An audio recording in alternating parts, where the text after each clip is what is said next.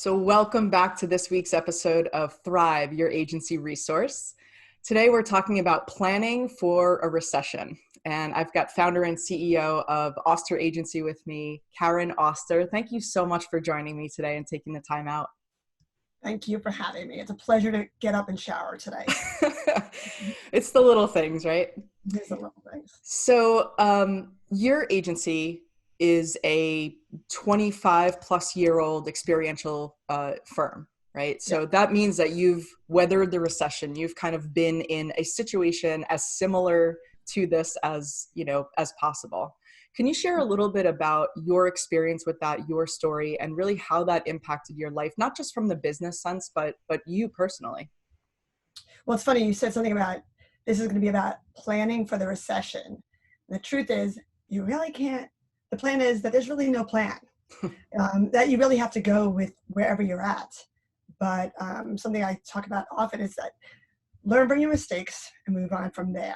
So what I did learn when it happened in 2008, 2009, my firm went through the recession. We were an event, Auster agency at that time was an event planning. Mm-hmm. It was just an event planning.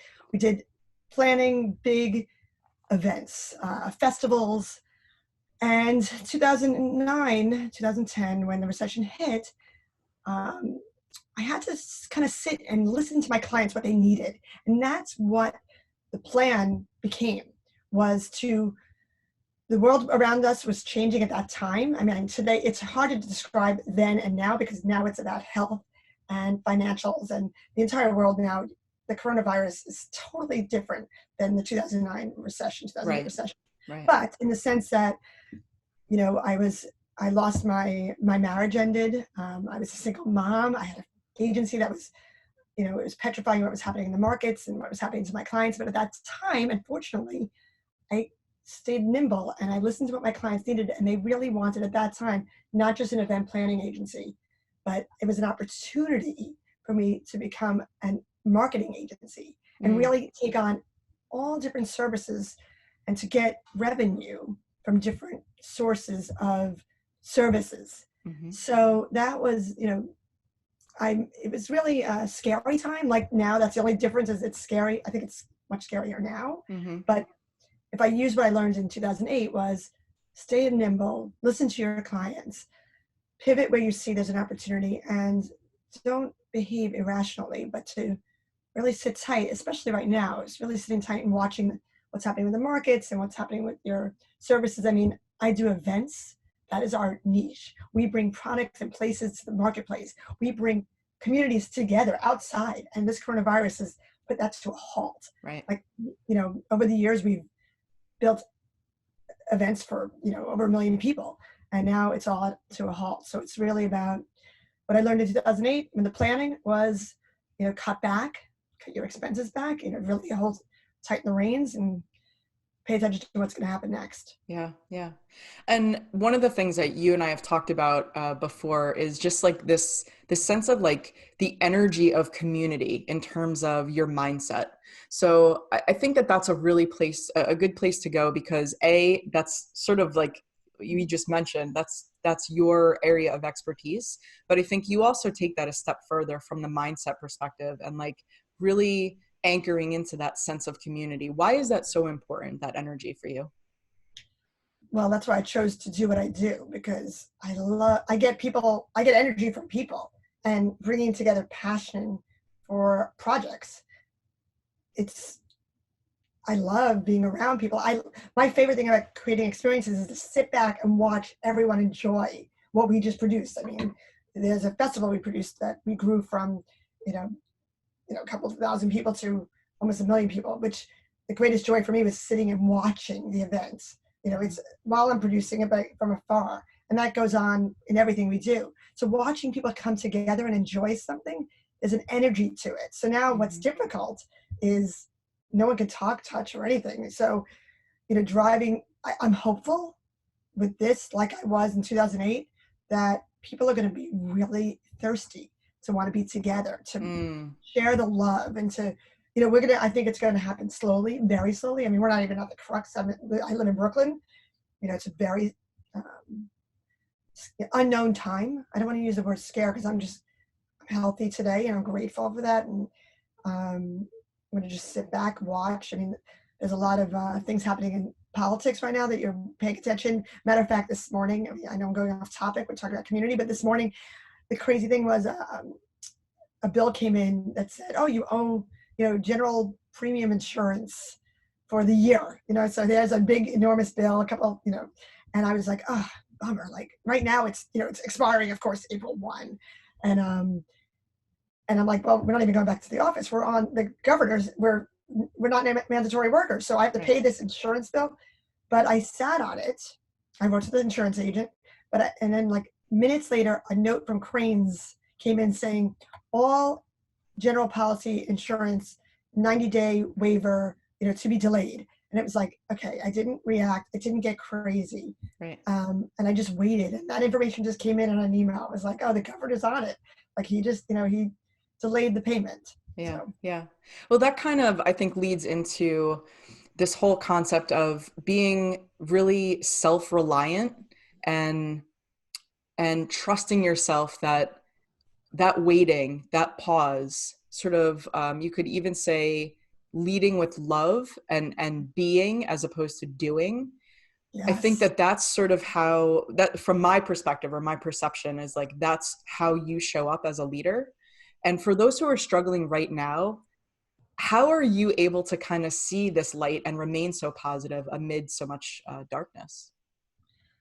Well, I lost my entire life in 2008, 2009. I mean, I lost everything I knew as what it was. And I was petrifying and sad, and I did so much crying, just pure crying. And I'll always say, learn from your mistakes or learn from the past. You're smart.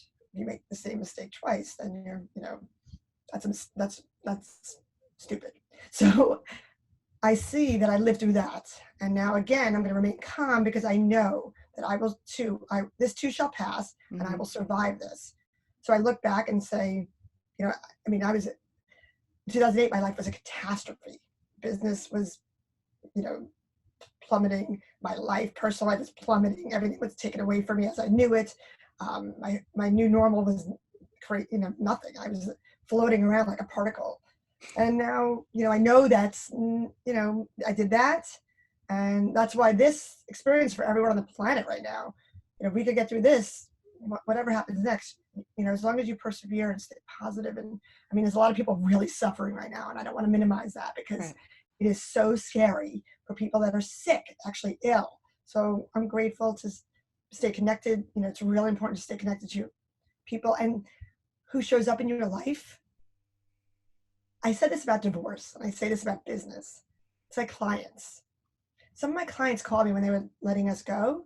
They were really kind and human and very careful. And then there were some that just were obnoxious.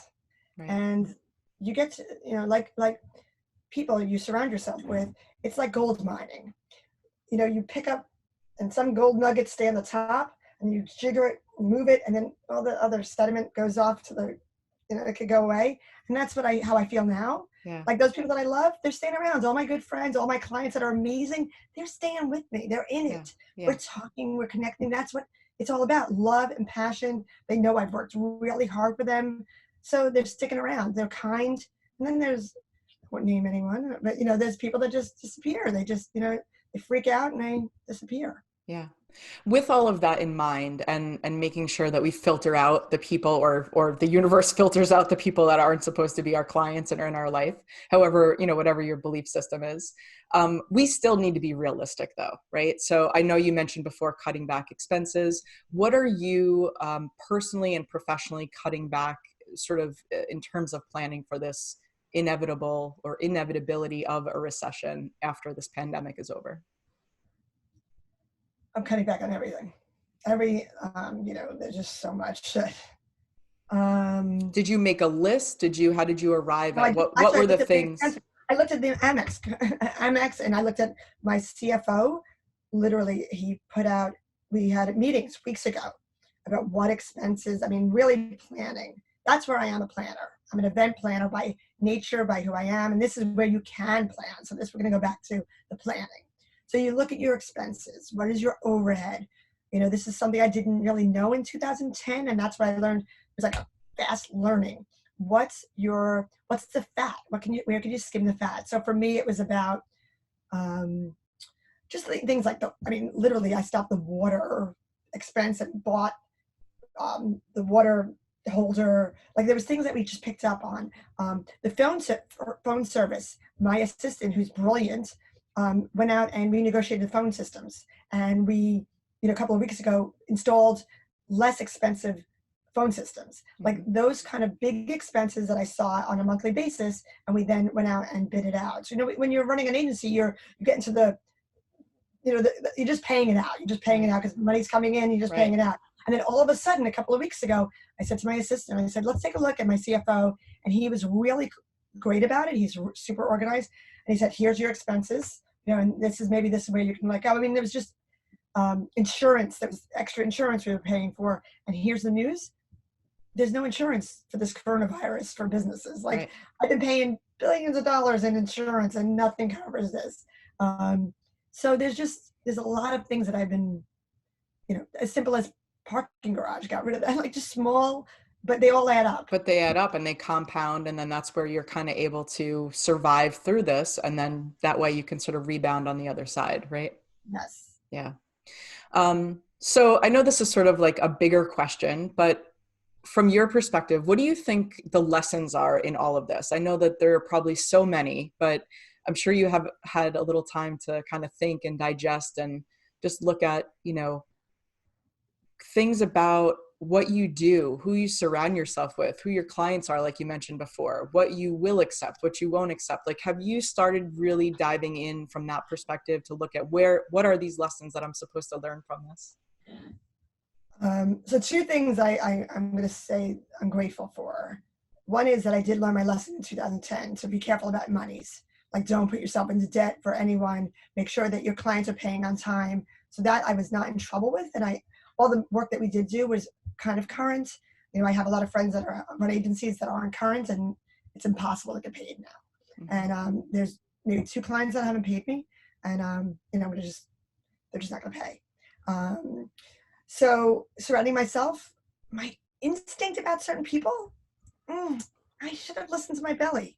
My stomach told me about certain people, and I didn't listen. And sometimes because you get hungry and you want to, more clients, a higher roster of clients. But always, my mother told me, listen to your stomach. Like, listen, trust your instinct. I'm 53 years old. Trust that instinct. Go back to that. And people show up who they are. Like, if you are, again, a client that let us go who I liked in a minute, he just checked in, wrote, how you doing, Karen? Just said, and he pays me a nice amount of retainer. And I just check in and see how I am, just because he's a nice person. So the lessons: don't overspend, be smart about your business and your money, and make sure that you're getting your revenue in and cutting your expenses down. And I guess secondly is really surround yourself with whom you like, and trust your stomach, trust your instinct. Know who's a good person. I mean, you know who is a good person because they really show up at the end. Yeah, I think that's a really great point. I mean, how we trusting that intuition, number one, I definitely agree with that. You could call it instinct or gut feeling. For me, that shows up as intuition. It's something that you just feel, right? It's not rational. It's like, I may not even know this person, but I get this vibe or I get this feeling about whether I want to work with them or not. And when you go against that, you know that you're going against it. That's the great thing about being older. Like, I love being 53. Love. Because I've been here in some capacity. I mean, I'm always learning. I'm learning so much. It's like so much fun. I have much more confidence now because what am I going to lose? Give it to me. But yes, I have that intuition. And I had it when I was in my 20s. Right. But stronger in my 30s. You didn't trust it. Did not. Now at 50, it's like, of course you knew that. Right. Like, come on, Karen. You know that person was not going to show up. They're going to lie, literally lie. So, it's business. It's not personal. That's the differences here. There's a lot of things that I don't take personally at all anymore because it's a game. Business is a game. I am moving forward. I'm only going to work with people I can't because my life has changed now. I don't have to hustle. I have kids. I have to do college. I mean, you really have to. But I don't want to. I'm not. If my instinct is feel something, if my intuition tells me this person is not to be trusted, I'm going to move forward with that. Yeah, yeah. So I think that's kind of one of the big lessons is kind of where I was coming from is it's about going forward as we know that we're going to go through a recession, and a recession is cyclic, right? It's not Yeah. this thing that, oh my God, we do expect this. Like every 10 years, we kind of expect something fairly big to happen from a financial perspective. So we Right. know this is coming, and maybe the best way to plan is actually, yes, cutting back on the expenses. That's more from a tactical standpoint, but also trusting your intuition about the clients that you do have, or even other people in your personal life.